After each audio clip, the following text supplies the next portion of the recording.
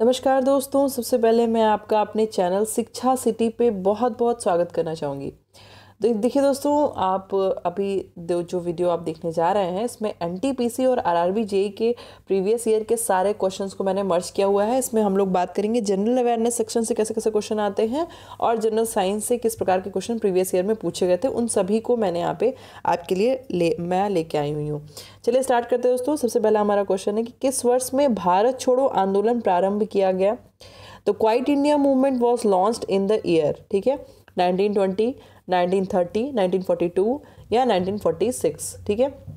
देखिए दोस्तों, वीडियो को एकदम एंड तक देखिएगा क्योंकि इसमें बहुत सारे ऐसे इंपॉर्टेंट क्वेश्चंस आपको मिलेंगे जिससे आपका रिवीजन भी अच्छे तरीके से हो जाएगा। तो इसका बताइए सही ऑप्शन क्या हो जाएगा। तो सी इसका सही ऑप्शन हो जाएगा कि आपका जो क्वाइट इंडिया मूवमेंट है वो 1942 में स्टार्ट हुआ था, ठीक है दोस्तों। ये स्टार्ट करवाया था महात्मा गांधी जी ने, ठीक है। और इसमें दोस्तों आपका भारत के आज़ादी के संबंध में अगर आप किसी भी प्रकार से अगर आप इतिहास पढ़ते हैं तो इसमें दो सबसे महत्वपूर्ण पड़ाव नज़र आएंगे। एक आपको 1857 का स्वतंत्रता संग्राम और फिर 1942 का भारत छोड़ो आंदोलन, ठीक है। और दोस्तों भारत को जल्द से जल्द आज़ादी दिलाने के लिए महात्मा गांधी ने अंग्रेजी शासन के विरुद्ध ये बहुत बड़ा एक अवज्ञा आंदोलन किया हुआ था, ठीक है। आगे बढ़ते हैं दोस्तों। नेक्स्ट क्वेश्चन हमारा है CRO डिस्प्ले करता है, ठीक है। CRO क्या डिस्प्ले करता है आपको बताना है। तो देखिए पहला ऑप्शन दिया हुआ है केवल DC संकेत को DC signals only. Second option है केवल AC संकेत को AC सिग्नल्स ओनली। थर्ड है दोनों संकेत बोथ AC एंड DC। और फिर है टाइम इंटरवेरिएंट सिग्नल्स। तो CRO किसको डिस्प्ले करता है। तो सही ऑप्शन आपका क्या हो जाएगा, आपका सही ऑप्शन सी है, ठीक है। AC और DC दोनों तरीके के सिग्नल्स को CRO डिस्प्ले करता है। CRO है क्या, ये एक तरीके का इलेक्ट्रॉनिक डिवाइस है जिससे कि हम लोग कोई भी विभवांतर का जो समय है उसके सापेक्ष एक पूरा ग्राफ हम लोग प्रदर्शित कर सकते हैं, ठीक है। तो CRO उसी लिए यूज़ किया जाता है, ठीक है। इसके बाद दोस्तों हम लोग नेक्स्ट क्वेश्चन देख लेते हैं क्या है हमारा। नेक्स्ट क्वेश्चन दिया हुआ है कि ऊष्मागतिकी की शून्यता नियम डैश के माप का आधार तैयार करता है। Zeroth law of thermodynamics forms the basis of dash dash measurement, ठीक है। अब चार ऑप्शन दिए हुए हैं, प्रेशर यानी कि दाब, तापमान यानी कि टेम्परेचर, कार्य यानी कि वर्क और संवेग यानी कि मोमेंटम। तो पूछा गया जीरोथ लॉ ऑफ थर्मोडायनेमिक्स जो है वो किसके मेजरमेंट का बेसिस बनाता है। तो सही ऑप्शन दोस्तों उसमें आपका क्या हो जाएगा, आपने पढ़ा होगा जीरोथ लॉ के बारे में, बहुत सारी चीज़ें पढ़ी होंगी। तो इसमें आपका राइट ऑप्शन दोस्तों क्या हो जाएगा, ये टेम्परेचर के जो है बेसिस पे मेजरमेंट बनाता है, ठीक है। जीरोथ लॉ में आपका क्या हो जाएगा, टेम्परेचर के बेसिस पे ये अपना पूरा बनाता है जो मेजरमेंट होता है, ठीक है। देखिए दोस्तों, अगर आपको पूछा है इसके प्रथम नियम के बारे में, प्रथम नियम जो है उसमें इंटरनल एनर्जी यानी कि आंतरिक ऊर्जा को बेसिस बनाया जाता है। और द्वितीय नियम को पूछा जाए तो वो किसको परिभाषित करता है, इसका द्वितीय नियम आपकी एनट्रॉपी को परिभाषित करता है। नेक्स्ट क्वेश्चन में देख लेते हैं, इंडिका किसने लिखी है, हु रोट इंडिका, ये क्वेश्चन भी आया था दोस्तों। तो चार ऑप्शन दिए हुए हैं, कौटिल्य, कालिदास, शूद्रक और मेगास्थनीज, ठीक है। तो अब इसमें आपका सही ऑप्शन क्या होगा दोस्तों, इसमें सही ऑप्शन आपका डी हो जाएगा। मेगास्थनीज जो है, मेगास्थनीज ने इंडिका लिखी हुई है, ठीक है दोस्तों। देखिए जो मेगास्थनीज थे ये 350 से 290 ईसा पूर्व के टाइम पे ये सेल्यूकस निकेट्स के राजदूत के तौर पे थे ये। और इन्होंने कई वर्ष तक चंद्रगुप्त के दरबार में ये मतलब थे।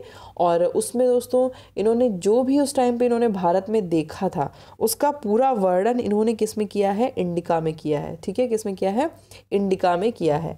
अब हम लोग बात करें दोस्तों अगर कौटिल्य के बारे में, तो कौटिल्य, आपको चाणक्य का नाम आपने सुना ही होगा। तो चाणक्य जो है वो कौटिल्य के नाम से ही फेमस है।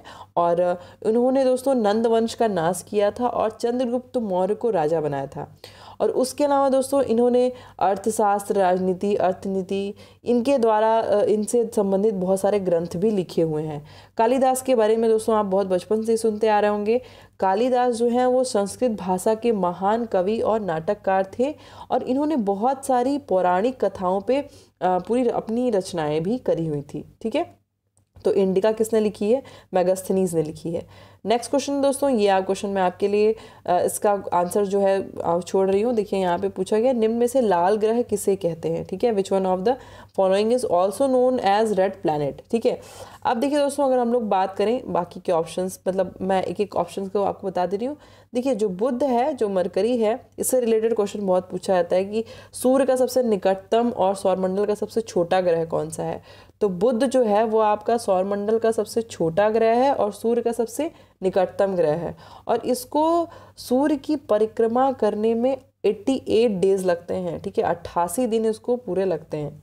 अगर हम लोग शुक्र की बात करें, विनस की बात करें दोस्तों, तो ये जो है ये सूर्य के सबसे निकटवर्ती दूसरा ग्रह है और सूर्य की परिक्रमा करने में इसको 225 दिन लगते हैं, ठीक है, 225 दिन में सूर्य की परिक्रमा इसकी कंप्लीट होती है, ठीक है। अब आप अपना इसमें सही आंसर जो है मुझे बताइएगा। नेक्स्ट क्वेश्चन में आते हैं, गैलेना किसका अयस्क है? Galena is the ore of सीसा यानी कि लेड, तांबा यानी कि कॉपर, एल्यूमिनियम या फिर आयरन। तो किसका अयस्क है आपका गैलेना, ये पूछा गया है। तो सही ऑप्शन दोस्तों आपका क्या हो जाएगा? और वगैरह के बारे में भी मैंने आपको मेटल नॉन मेटल पूरा अपने चैनल पे पढ़ाया था, होप आपने देखा होगा। अगर आपने नहीं देखा तो एक बार उसको देख लीजिएगा, उससे आपका अच्छा खासा जो है रिवीजन हो जाएगा, ठीक है। तो यहाँ पूछा गया गैलेना किसका अयस्क है, तो बहुत ही आसान क्वेश्चन है ये। गैलेना जो है दोस्तों आपका ए सीसे का अयस्क है, ठीक है, लेड का अयस्क क्या है आपका? गैलेना है, ठीक है।